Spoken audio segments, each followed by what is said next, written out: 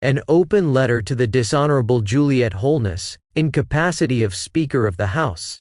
Just to be clear, not your Beverly Hills house, but the People's House, the Parliament.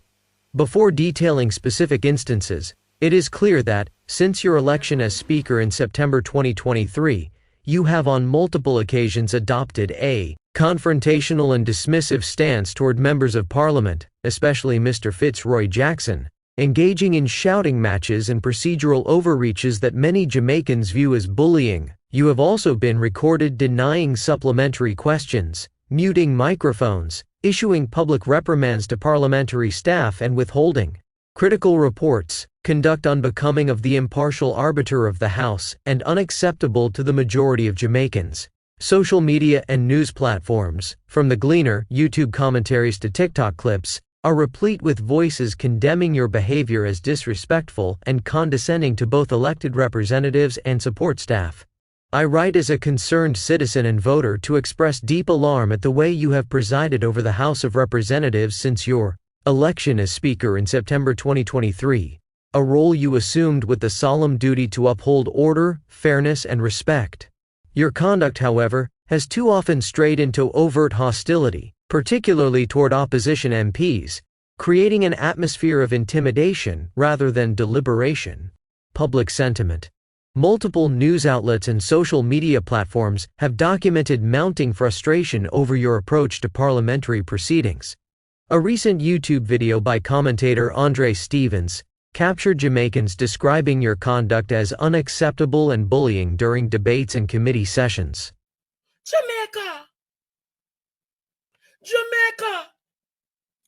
did you see and observe?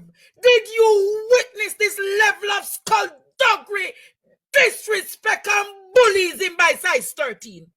She is rude and disrespectful. She is crude, Jamaica. And when I tell you, you must get rid of them.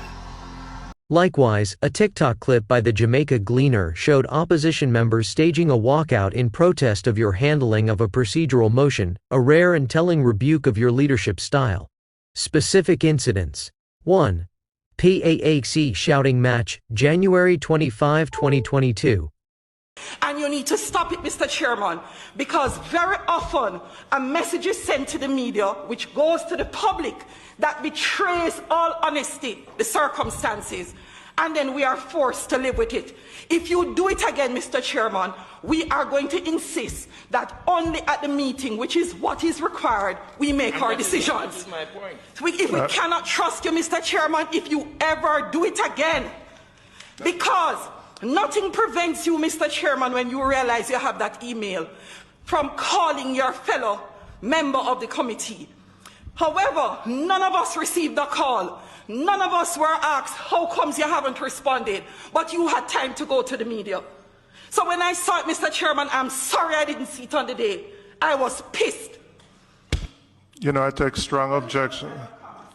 I take strong objection to what the member said. At a Public Administration and Appropriations Committee meeting, you attempted to call a vote on whether a PricewaterhouseCoopers report should be produced, prompting a shouting match with Mr. Jackson, in which both of you raised your voices across the committee table, a spectacle unworthy of the Speaker's chair.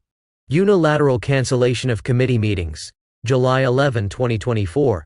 You instructed the cancellation of several committee sittings without consulting their chairpersons, including Mr. Jackson, who publicly castigated you for this overreach and warned that only the committee members themselves have the authority to suspend their meetings. 3. Denial and muting of supplementary questions early 2024. In a House sitting early this year, you clashed with Mr. Jackson over the protocol for answering supplementary questions, reportedly denying him the floor and even muting his microphone while he awaited answers to questions tabled months prior. Public reprimand of Clerk Valerie Curtis, March 2024. As reported by the Gleaner, you authored a letter accusing Clerk Valerie Curtis of gross dereliction of duty and bringing the Parliament into disrepute, prompting Mr. Jackson to demand an unequivocal public apology for what he described as a stain on the reputation of the Speaker's office. 5. As reported by the Gleaner, withholding of Auditor General's reports, March-April 2024. 6. April 16, 2025. During a sitting of Parliament's Constituency Boundaries Committee, Speaker Juliet Holness and opposition MP Fitzroy Jackson once again sparred over the committee's authority in redrawing electoral lines ahead of Jamaica's forthcoming elections. You refused to table reports sent by the Auditor General's Department and withheld the Attorney General's legal opinion on the matter, leading Mr. Jackson and civil society groups to call on you to reverse your ruling and restore timely transparency. Impact on parliamentary decorum and public trust. These episodes have eroded public confidence in the impartiality of the Speaker's office and undermined the integrity of parliamentary procedures. The Jamaica Council of Churches has expressed deep concern at how these matters have been handled, warning that such actions foster mistrust and disorder rather than the collaboration and collegiality Parliament requires. Many Jamaicans now view your tenure as marked by partisanship and discourtesy, a stark contrast to the impartial stewardship they expect. Conclusion and call to action.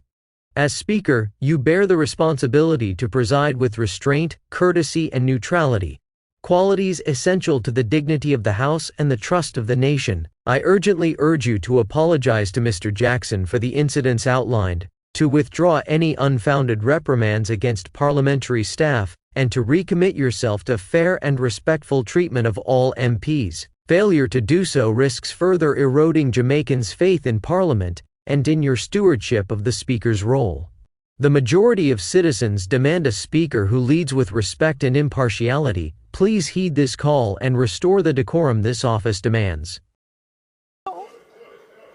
I am at liberty. That is one of the few privileges of being the chair or the Speaker. Expected to be 100. Minister, would you be so kind as to just give us at the front here just a minute or two? House, just give us a minute or two. We want to be able to hear you, and we need to do a little bit of housekeeping.